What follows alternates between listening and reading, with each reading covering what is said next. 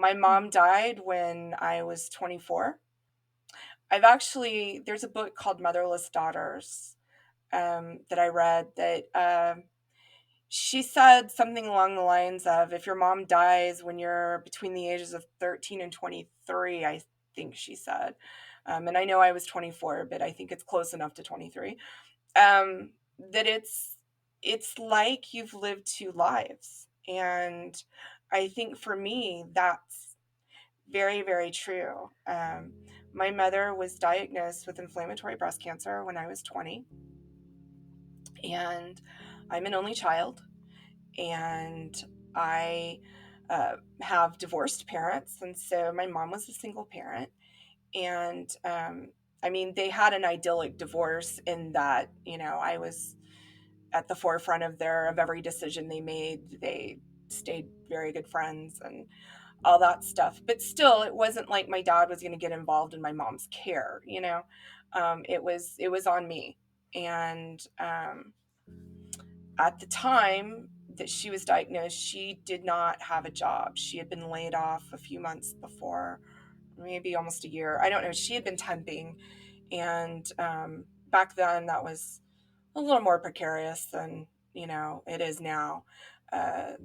There were no benefits. There was nothing. And so I could tell, looking at her before she told me about her diagnosis, that something was wrong. I used to tell her, I think you need to adjust your bra or something because something's going on there.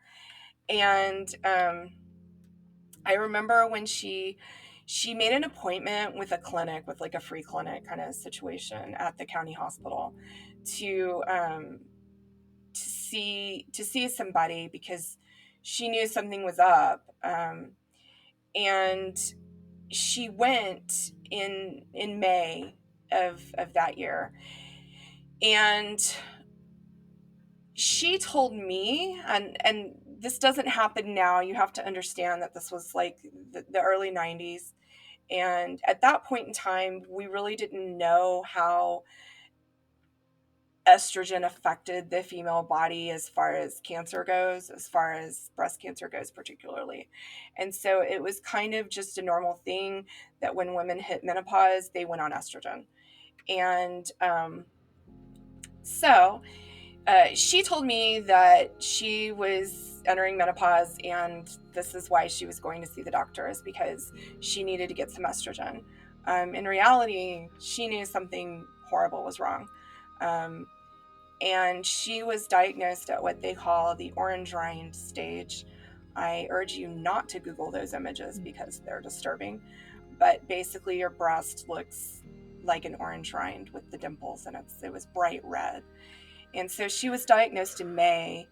It had been going on for a while before that, and she didn't get an appointment with the oncologist. They acted like it was no big deal, I guess. I don't know. I wasn't there with her. This is still something that kind of haunts me about all of this, is that she didn't tell us that it was most likely cancer. And she didn't get an appointment for a couple months, and that's when she officially got the cancer diagnosis. And like I say, it was at the orange rind stage at that point. She was, it's inflammatory breast cancer is kind of the worst of the worst. It usually happens in younger women. It usually doesn't happen in older women. That, I think, was life altering. I had quit school about a little over a year earlier, I guess, and I was kind of ready to go back. And about that time, I was kind of ready to pick up my life where I'd left it off, and not be young and stupid anymore, and go back to school and finish my degree. And here I am, 20 years old, just turned 20 as a matter of fact. And all of a sudden, I'm supporting my mother. I'm her sole support. And it was horrible to think about life without her.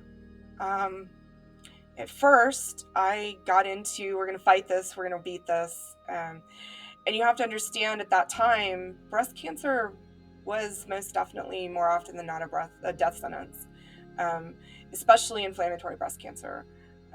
She was diagnosed in 93, and her doctor told her that, no, I take that back. I'm sorry, she was diagnosed in 94, but her doctor told her at that time, had she been diagnosed 6 months earlier, they would not have treated her at all. They would have simply told her to go home and make her plans, and they would have given her about 6 months to live.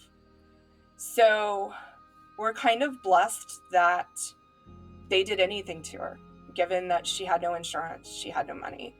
The county hospital was picking up the whole tab. And, the other thing, though, is that there was 2 months in between her initial doctor's appointment and getting in with an oncologist. And with inflammatory breast cancer, that can make a big difference. So that's something that I'll never really know if that made a difference or not. But anyway, she fought it bravely and valiantly for 4 years. And then in 1998, she passed away. And we expect to outlive our parents. But my mother was my very best friend. We were so codependent, it was ridiculous. When I first went away to college, we used to each run up $500 long-distance bills. That's how much we talked.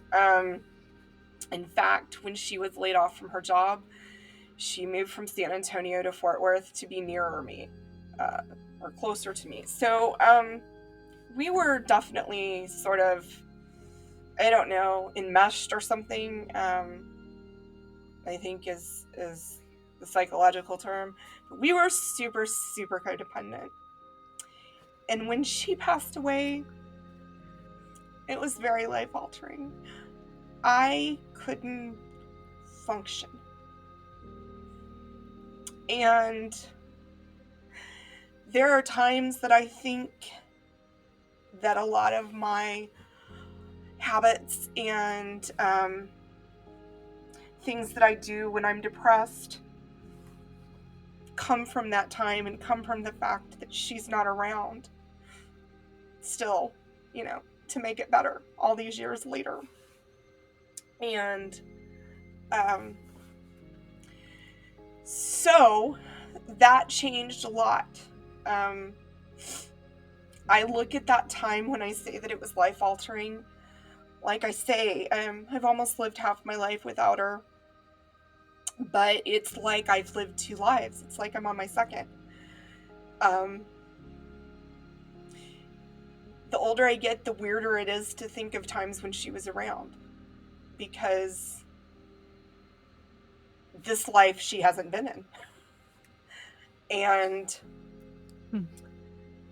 when I think of, it's hard to think of positive outcomes from something like that, but there have actually been some.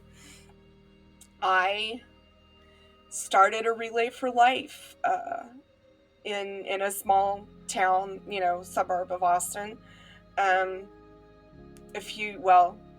Several years later, about 5 years later, it was like the second I could talk about it, I wanted to do something. And, it wasn't perfect. It was me doing my best, but I didn't do everything correctly. But I did get it off the ground and, helped raise $45,000 for the American Cancer Society, and who helped us tremendously when she was sick. They gave her a wig, they gave her a prosthesis, they, had a volunteer talk to her, and we had to depend on some charity for her. That wouldn't have happened. My mother was my first death. My only living grandparent outlived her. She was, I think, the first like real memorial service where I knew that person well. And she was the youngest of 6. She was the first of her siblings to die. And it kind of, I think, set the stage for how I process death, how I'm able to help others in a time that nobody wants to talk to you. Knowing what to say and what not to say, because I've been there. And mostly knowing what not to say. I don't think anybody ever really knows what to say. But, you know, there's things that I've accomplished that I don't know that I would have accomplished. I probably wouldn't have gone to see a therapist had my mom been alive. She had definite opinions about these things. And so, you know, her sister kind of, who's my godmother, kind of took over mom role for me. She doesn't have any kids, so I'm her kid. I've always been her kid. But, you know, there's times that she'll say something to me because she's a go-getter and a doer. And I think I act more like her now. But there's times that she's like, you know, your mother would be so proud of you. And I'm like, I wouldn't have done this if my mom was still here. Like, this wouldn't have even been a thought. So yeah, so that I think is the biggest change that's happened to me in my life.